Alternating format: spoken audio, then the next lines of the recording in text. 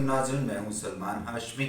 आपको अपने चैनल पर खुश आमदीद कहता हूं। आप लोगों से गुजारिश है इस चैनल को सब्सक्राइब करें और बेल आइकन को ज़रूर दबा दें ताकि मेरी हर नई आने वाली वीडियो आप तक पहुंचती रहे। वैसे वीडियोस तो मैंने कल भी बनाई, लेकिन यूट्यूब पे रिस्ट्रिक्शंस लगी हुई थी और वो रिस्ट्रिक्शंस की वजह से आप तक आ नहीं सकी। खावर मानिका और शाहज़ेब खानज़ादा, ये दो नाम कल के दिन में नहीं लिए जा सकते थे।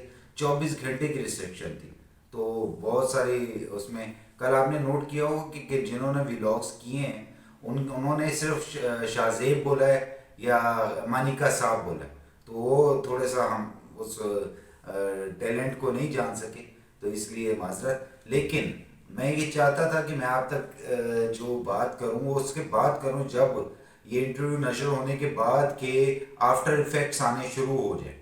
तो आफ्टर इफेक्ट्स आने शुरू हो गए, लेकिन हम पहले बात करेंगे इंटरव्यू था क्या और उसमें क्या कुछ उन्होंने कहा। जो खावर मानिका साहब हैं उन्होंने जो बताया वो कितना सच है और कितना झूठ है। तो शुरू से स्टार्ट करते हैं। इसमें आपको एक और बहुत बड़ी खबर भी देने वाला हूँ कि अगला इंटरव्यू किसका आने वाला है, ये भी आपको बताऊंगा। अच्छा, अभी हम खावर मानिका साहब के बारे में क्योंकि 1.5 महीने से बात कर रहे थे आपसे, आपको बता रहे थे कि एक नया इंटरव्यू आने वाला है और वो खावर मानिका साहब का होगा। ये उस वक्त की बात है जब खावर मानिका साहब जेल में मौजूद थे। हमने उसी वक्त आपको इन्फॉर्म कर दिया था कि इंटरव्यू होने वाला है। तो इंटरव्यू के और मैंने कुछ अल्फाज भी बताए थे, कुछ बातें भी बताई थी और अल्हम्दुलिल्लाह सारी बातें कंप्लीट हर्फ बा हर्फ सही हो गई हैं। तो अब मैं आपको इसका थोड़ा सा क्रक्स बताऊंगा कि इस इंटरव्यू में को प्रेजेंट कैसे किया गया।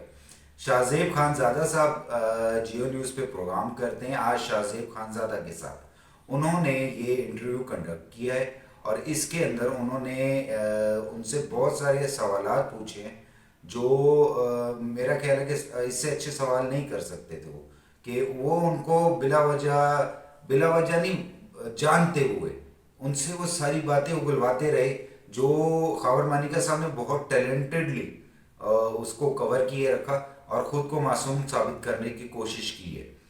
सवाल हुआ कि आपको पिछले आधा घंटा, जो 1 घंटे का इंटरव्यू था, ये वाहिद इंटरव्यू आया है जिसमें एक भी कमर्शियल नहीं आई।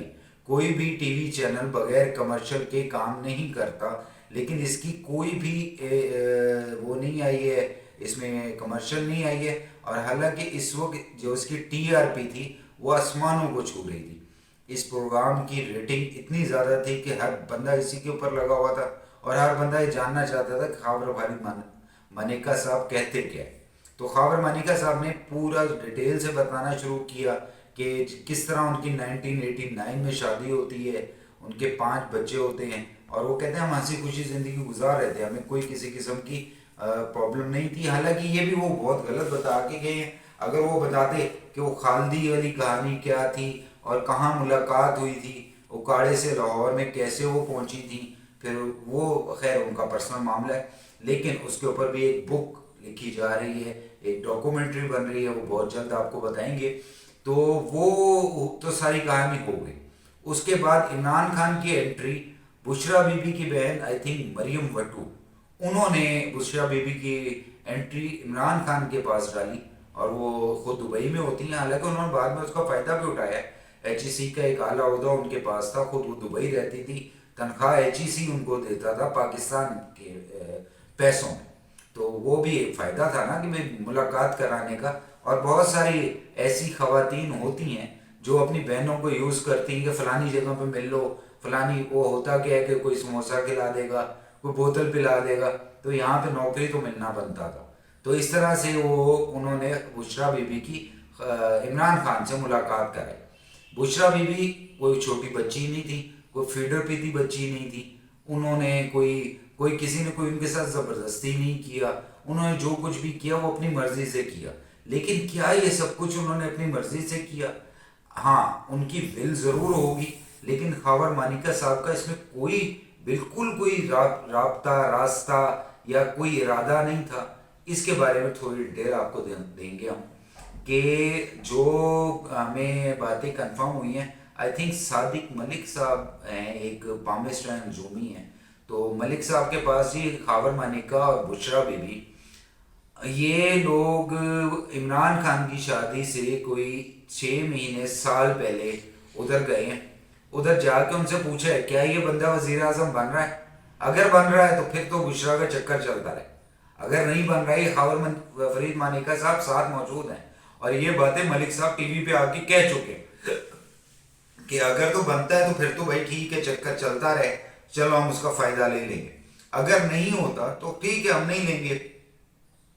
کل سے پوری یوتھیا بریگیڈ اس بات پہ لگی ہوئی ہے کہ جی یہ باتیں بڑی پرسنل ہیں، یہ عمران خان کی ذاتی نجی زندگی ہے تو اس کو نہیں کرنا چاہیے۔ تو بھائی ایک بندہ جو ریاست مدینہ کا وہ علمدار بنا پھرتا ہے اور دوسری عورت جو کہ خود کو بہت بڑی کیا کہتے ہیں پیرنی اور مرشد، تو وہ مرشد والی سٹوری کہاں پہ آ گئی بھائی؟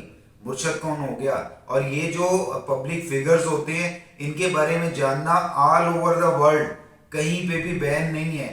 وہ بل کلنٹن کو اگر بلا کے عدالت کی کٹہرے میں کھڑا کیا جا سکتا ہے تو عمران خان عمران خان کیا بیچتا ہے؟ عمران خان کو بھی بلا کے پوچھا جا سکتا ہے کہ اس نے کیسے کسی کا گھر خراب کیا بقول خاور مانی کا کہ ہمارا گھر خراب کر دیا گیا۔ اب وہ اس میں وہ شریک تھے یا نہیں تھے یہ تو ایک الگ سٹوری آ گئی نا۔ ہاں، عمران خان کی انٹری اور اس کے بعد کس طرح سے خاور فرید مانیکا کے ملازم نے عمران خان کو دھکے مار کے گھر سے نکالا، اس کے بعد انہوں نے کیا کیا، وہ خفیہ فون نمبر اور وہ فون نمبر سے ان کو بنی گالا بلا لینا اور بنی گالا بشرا بی بی کا پہنچ جانا، یعنی کہ گند چاروں طرف ہے، اکیلا ایک طرف نہیں ہے۔ اگر ہم کہیں کہ صرف عمران خان کا قصور ہے تو غلط ہے، اس میں بشرا بی بی شریک جرم ہے، صرف بشرا بی بی شریک جرم ہے غلط ہے، اس میں خاور مانیکا بھی شریک جرم ہے، جن کو ساری سٹوری کا پتہ تھا کہ اس طرح سے یہ بندہ میری بیوی کو استعمال کر رہا ہے یا میری بیوی اس کو استعمال کر رہی ہے، تو انہوں نے کہا کوئی بات نہیں میں چھوڑ دوں گا تو عمران خان کر لے گا، چلو میری بیوی انجوائے تو کرے گی نا خاتون اول۔ تو جگرا بڑا کیا انہوں نے، لیکن اس طرح کی باتیں ہم لوگ، میرا نہیں خیال کہ ہم لوگ برداشت کر سکتے ہیں، اور اس طرح کے معاملوں پہ ہمارے یہاں تو ڈرامے بن جاتے ہیں، جس طرح سے وہ ڈرامہ آیا تھا میرے پاس تم ہو، تو اسی طرح سے وہ ایک غریب آدمی تھا، اس کی بیوی جو ہے نا امیر آدمی سے، وہ آپ نے پورا ڈرامہ دیکھا ہوگا، بڑا ٹاپ ہٹ پہ ڈرامہ تھا، خلیل الرحمن قمر صاحب کی نے لکھا تھا وہ، تو ان کی تخلیق تھی اور بہت زبردست چلا تھا، تو یہ وہی ڈرامہ تھا۔ اب خلیل الرحمن قمر صاحب بھی کیونکہ پی ٹی آئی کو فالو کرتے ہیں، عمران خان کو مرشد مانتے ہیں، تو وہ کیا کہتے ہیں رضی دادا کہ پی ٹی آئی جو اور عمران خان ہر وہ کام کہے گا، ہر اس کام کے بارے میں بتائے گا، جس طرح سے ڈرامہ آیا بتایا گیا کہ جی ایسے ہو رہا ہے، تو وہ بتائے گا جو وہ خود حال میں کر رہے ہوتے ہیں، اسی بات کو انہوں نے وہ پریزنٹ کرنا ہوتا ہے۔ تو جی یہ والی بات تو آ جائے گی۔ اس کے بعد کیا بات ہوئی ہے کہ خاور فرید مانیکا صاحب نے اینڈ میں آ کے کہا، اصل میں اسٹوری کا ٹوٹل آپ نے انٹرویو دیکھا ہوگا، میں اس کے بعد زیادہ ڈسکس نہیں کر رہا، اس کا ٹوٹل کرکس کیا تھا، اس کا مقصد کیا تھا؟ اس کا مقصد تھا عدت میں شدت اور کچھ نہیں تھا۔ اس کا گواہ جو کہ سامنے آ چکا ہے اور اب وہ عدالت بھی جا رہا ہے، اب وہ عدالت جا کے بتائے گا کہ ہاں جی میں نے اس کو 14 نومبر کو طلاق دی تھی، اس نے 1 جنوری کو شادی کی تھی، اگر یہ 28 فروری کو کی ہے تو وہ غلط کی ہے، حالانکہ ان کا میل جول تو پہلے سے تھا، غیر شرعی رشتہ تو پہلے سے تھا، میں اس کو پہلے ان الفاظ میں نہیں کہہ سکتا جو میں آپ کے سامنے بول نہیں سکتا، لیکن آپ بھی سمجھ گئے ہوں گے نا، میں نے کہانی تو یہ شادی سے پہلے مطلب طلاق سے پہلے بھی 2-3 سال چلتی رہی ہے، تو وہ ساری کہانی تو پہلے سے موجود تھی، تو وہ ہے، لیکن یہ ٹوٹل ایک گواہ تیار ہوا ہے جو جس نے خود آ کے بولا ہے کہ میں نے اس کو فلاں ڈیٹ کو طلاق دی تھی اور اس کے ساتھ یہ معاملات پہلے سے موجود تھے، تو وہ ساری باتیں اب شریعت کورٹ میں جائیں گی، جج قدرت اللہ صاحب اس کی سماعت کر رہے ہیں، تو قدرت اللہ صاحب اس میں کیا کہتے ہیں وہ نیکسٹ دیکھا جائے گا، لیکن یہ ایک نجی معاملہ نہیں رہا کیونکہ عمران خان اور بشرا بی بی پبلک فگر بن چکے ہیں اور پبلک فگر کا کوئی نجی معاملہ نہیں ہوتا۔ اچھا، اب وہ گواہی جب ہو جائے گی اس کے بعد سنساری ہوگی، کوڑے ہوں گے، نااہلی تو ہونی ہے، نااہلی تو تقریباً وہ تو سر پہ تلوار لٹکی ہوئی کسی وقت بھی ہو سکتی ہے، تو اس میں سنساری اور کوڑے یہ لازمی ہوں گے کیونکہ شرعی معاملہ ہے اور شریعت کوڈ کے مطابق اس میں دونوں فیصلے بھی آ سکتے ہیں اور اس میں 7 سال کی سزا بھی ہو سکتی ہے، قید بامشقت، اور باقی چل ہے۔ اب میں آپ کو بتاتا ہوں کہ اگلا انٹرویو کس کا آنے والا ہے۔ ایک اور بہت بڑی شخصیت جو دبئی میں رہتی ہیں اور ایشیا کا سب سے بڑا پراپرٹی ٹائکون، میں بات کر رہا ہوں ملک ریاض کی۔ ملک ریاض صاحب 190 ملین پاؤنڈ میں گواہی دینے کے لیے، انٹرویو دینے کے لیے آ رہے ہیں، اور یا تو ان کا انٹرویو ہو چکا ہے یا ہونے والا ہے۔ یہ اصل میں خبر میری نہیں ہے، یہ خبر ہے جاوید چودھری صاحب کی۔ جاوید چودھری صاحب ایک بہت بڑے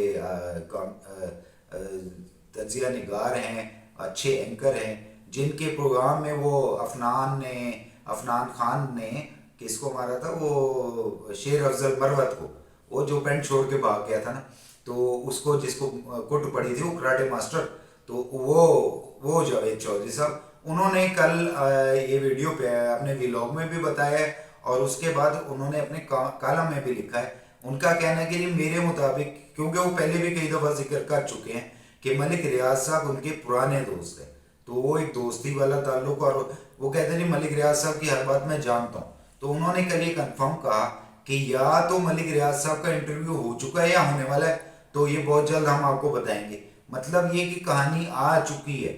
اب ہم لوگوں نے جو اپنے گھوڑے دوڑائے ہیں، جو اپنے سورسز، بھائی انسان ہی دوڑتے ہیں، گھوڑے نہیں ہوتے، نہ کبوتر ہوتے ہیں، نہ چڑیلیں ہوتی ہیں، تو وہ ہم نے جو سورسز سے پتہ کیا ہے ان کے مطابق 2 شخصیات ہیں جن کے ساتھ ملک صاحب رابطے میں، ایک حامد میر صاحب، دوسرا جاوید چودھری صاحب۔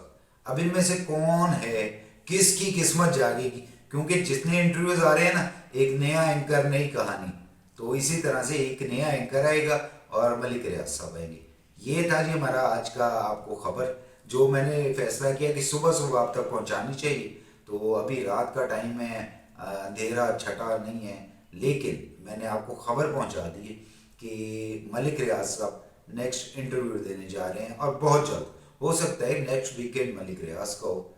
آپ میرے پروگرام کو دیکھتے رہیے گا، آپ کو بہت جلد اس سے بھی اچھی کوئی اپڈیٹ آتی ہے، چاہے وہ اگلے 1 منٹ میں آ جائے، آپ تک پہنچانا میرا فرض ہے۔ اللہ حافظ، اللہ تعالیٰ آپ کا حامی ناصر ہو۔